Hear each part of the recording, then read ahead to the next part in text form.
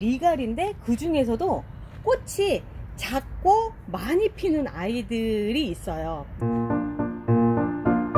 이제 이런 종류 아이들을 저는 센티드류라고 생각을 하고 있었는데, 이제 뭐 어떤 분은 캔디류라고 얘기를 하시는 분들도 계시고 그런 줄 알았는데, 센티드 종류는 이렇게 잎사귀에서 향이 나는, 우리가 이제 흔히들 모기 쫓는 구문초라고 얘기하는 그런 아이들을 센티드라고 얘기를 하더라고요. 근데 제가 데리고 있는 아이 중에 엘레강스 임페리얼 같은 경우는 향이 나고요. 지금 보면은 지금 꽃이 아직 안 올라왔어요. 그래서 여기 보면 여기 지금 꽃대가 올라오고 있는데 이 친구가 이렇게 생긴 애거든요. 그러니까 이제 얘 같은 경우는 그런 종류가 되겠죠. 그렇지만 다른 애들 같은 경우는 향이 그렇게 있지는 않아요. 그런데 이 아이들이 제가 올해 다 들인 애들이에요. 올해 이 꽃들이 그렇게 많이 나오더라고요. 하원에 가면 눈에도 많이 띄고. 그래서 이제 데리고 온 아이들이라 조금 더 지켜봐야 보면서 이렇게 더 절정기가 되면 그때쯤 소개를 해드려야 되겠다 싶은데, 한꺼번에 확 다 피고 확 지는 그런 게 아니라 피고 지고 하는 상태에서 그 개화기가 연장이 되는 애들이다 보니까 제가 이때를 놓치면 진짜 절정기를 놓칠 것 같아서 오늘 서둘러서 소개를 해드립니다. 캔디플라워 아리스토서플라이즈라고 얘기하는 아이인데요. 일단 보면 진한 핑크색이 눈에 확 띄죠. 그리고 5장이 홑겹으로 되어 있는 아이고, 가운데 진한 색, 그러니까 암적색에 가까운 색깔이 보이고요. 그리고 중간중간에 핑크색, 더 진한 핑크, 그러니까 거의 빨간색에 가까운 핑크로 이렇게 점이 3개가 찍혀져 있는 아이들이에요. 멀리서 봤을 때 정말 눈에 확 들어오는 그런 아이고요. 또 요 옆에 보면 나비가 날아다니는 것처럼 생긴 아이들이 있어요. 얘는 엔젤아이스 랜디라고 하는 애인데, 많이 보신 제라늄 중에 엔젤아이스 오렌지라고 하는 종들을 많이 보셨을 거예요. 그런데 이거는 엔젤아이스 랜디라고 하는 또 다른 종입니다. 완전 다른 종인 것 같죠? 일단 꽃 크기가 틀리고요. 그리고 색깔도 틀리고 점도 달라요.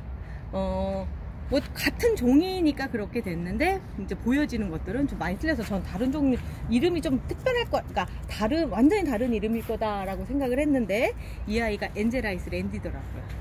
비교 되시나요? 자, 그리고 나서 이제 이 아이, 사실은 덩치가 되게 큰 아이였는데 제가 미리 가지치기를 많이 해버렸어요. 밑에가 시원하게 해서 위쪽으로 더 크게끔 하게끔 하려고 했었는데, 이 아이 이름은 캔디플라워 브라이트 레드라고 하는 꽃인데, 이 꽃이 아이비 종류에 보면 로열 나이트라고 하는 꽃이 있어요. 이건 이제 이 상태에서 겹꽃의 형태를 가지고 있는 아이비가 있는데, 그런 종류들이 이렇게 비슷비슷한 아이들이 있더라고요. 그래서 제라늄은 사실 이 이름이 정확하다 이렇게 얘기를 못 하겠는 게, 그거는 사가지고 올 때, 그러니까 수입할 때, 직접 회사에서 데려올 때 말고는 나중 가서는 좀 이렇게 바뀔 수밖에 없겠다 싶은 게, 햇볕이나 전체적인 그 옆에 어떤 꽃이 있는지 뭐 이거에 따라서도 많이 영향을 받는 것 같아서, 이름을 찾아서 이걸 붙여놓고 나중에 이게 아닌 것 같아 라고 생각하는 경우들이 좀 많이 생기는 것 같아요. 자, 그리고 이제 이런 거 같은 경우는 뭐냐면 리갈인데요. 잎사귀 색깔이나 형태가 조금 다르죠. 얘는 이름이 너무 어려워요. 모스키타 웨이 리지라고 해가지고 엔젤 리지라고도 불리는 아이예요. 왜냐면 엔젤류로 들어가거든요. 엔젤이라고 하는 건 뭐냐면, 이 같은 리갈 안에서도 잎사귀가 이렇게 작은 애들, 얘들이 엔젤이었었죠. 엔젤아이즈라고 얘기하는 요런 종류인 거예요. 그런데 잎사귀가 좀 틀리죠. 잎이 작은 아이들을 엔젤이라고 보통 부릅니다. 그래서 엔젤 리지라고 얘기를 하는 그런 아이기도 하죠. 그리고 요거 같은 경우는 틴탑 듀엣이라고 하는데, 사실 저 아직도 이거 꽃 못 봤어요. 그때 드리고 나서 26종 같이 드릴 때 같이 드렸던 아이인데 아직 못 봤고요. 위에로만 이게 키가 커서 제가 그냥 잘라 버렸거든요. 여기 위에를 지금 벌써 잘라 버렸어요. 그랬더니 옆에서 이렇게 올라오고 있는데, 이 아이도 리갈 제라늄 안에서 꽃이 작고 이렇게 많이 피는 아이 중에 하나죠.